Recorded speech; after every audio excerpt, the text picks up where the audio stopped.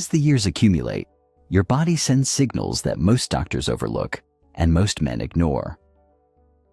But what I'm about to share with you could mean the difference between aging gracefully and suffering silently through complications that steal your independence, your confidence, and your connection to life itself. I'm speaking directly to men over 60 who've made a decision that seems harmless, even virtuous. You've stopped masturbating.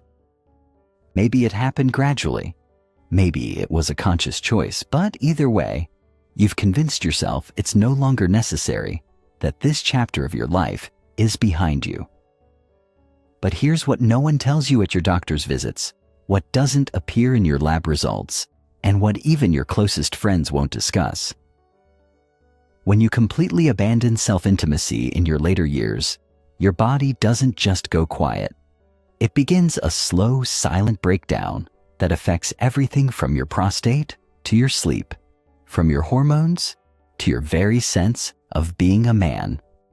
My name is Dr. Michael Harris, and I'm a board-certified urologist with over 30 years of experience helping men navigate the challenges of aging. I've sat across from thousands of men who thought they were making the right choice by giving up this part of themselves. And I've watched the quiet devastation that follows when they realize too late what they've lost. Today, I'm going to walk you through the 4 real consequences that occur when you stop masturbating in old age. These aren't theories or outdated medical opinions. These are documented physiological changes that happen inside your body when you neglect this fundamental aspect of your health. And more importantly, I'll show you how to prevent these consequences before they become irreversible. The first consequence strikes at the core of your masculinity, and it happens faster than most men realize. Your erectile function doesn't just fade, it can disappear entirely, not because you're sick, but because you've stopped using what your body needs to stay functional. Think of it this way. If you stopped walking for 6 months, what would happen to your legs? They'd weaken, lose muscle, forget how to coordinate. The same principle applies to your sexual function. Your penis isn't just waiting patiently for you to need it again.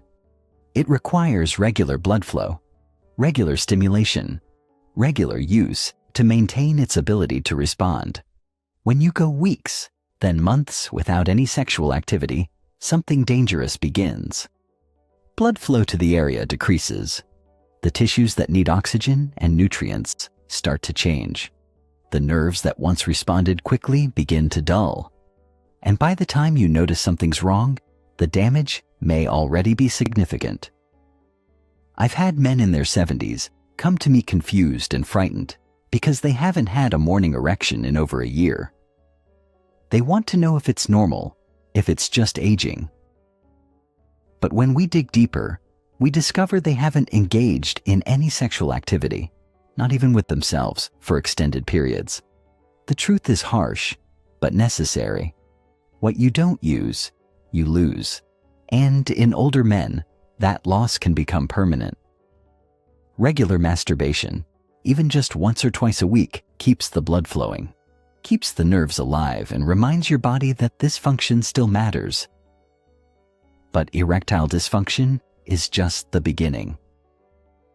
The second consequence reaches deeper into your biology, affecting the very chemicals that make you feel like yourself. Your testosterone levels begin to crash, and with them, your energy, your mood, your sense of purpose. Most men don't realize that sexual stimulation is one of the most effective natural ways to maintain healthy testosterone production. When you engage in regular arousal and release, your brain sends rhythm.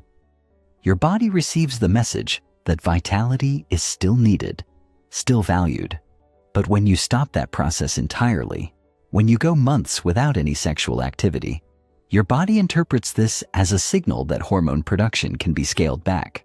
Testosterone levels drop faster than they would through natural aging alone. And once that decline accelerates, the effects ripple through every aspect of your life. You wake up tired. You lose interest in activities that once brought you joy. Your muscles begin to weaken. Your bones become more fragile. You become more susceptible to depression, anxiety, and even cardiovascular problems. What starts as a decision to give up masturbation becomes a slow erosion of everything that makes you feel strong and capable. The third consequence manifests as a dull, persistent discomfort that many men dismiss as just getting older. But this isn't normal aging. This is prostate congestion, and it's entirely preventable. Something isn't quite right. I've seen men develop chronic prostatitis, a painful condition that's difficult to treat and even harder to live with.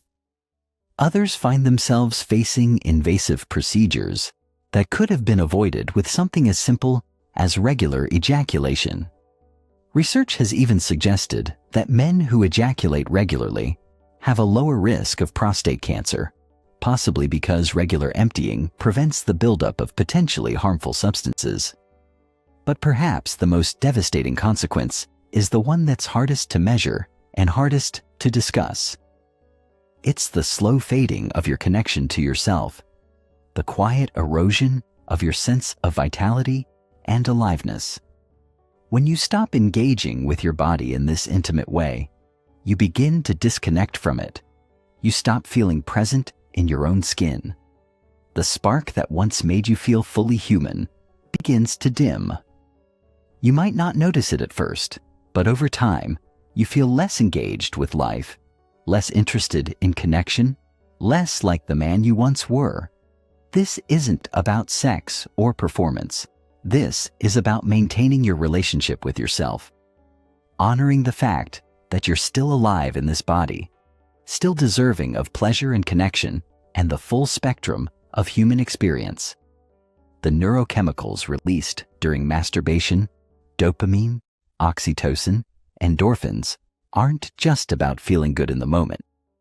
They're essential for mood regulation, stress management, and emotional well-being.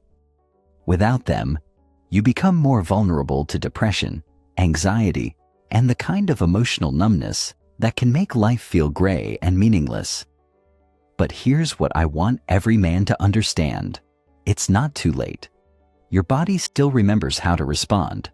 Your capacity for pleasure and connection hasn't disappeared. What you need is permission, your own permission to see this as a matter of health, not shame. Regular self-intimacy in your later years isn't about returning to youth or chasing fantasy. It's about circulation, hormone regulation, prostate health, and emotional well-being. It's about using your body's natural mechanisms to protect your health and maintain your quality of life. Start simply. Once or twice a week, give yourself permission to reconnect with this part of yourself. Not with guilt or shame, but with the understanding that you're caring for your body in one of the most natural ways possible.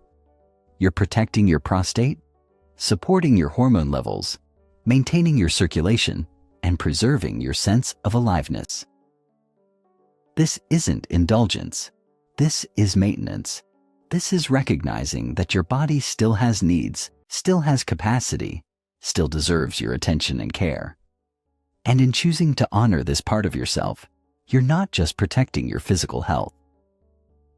You're reclaiming your identity, your vitality, your right to feel fully human regardless of your age.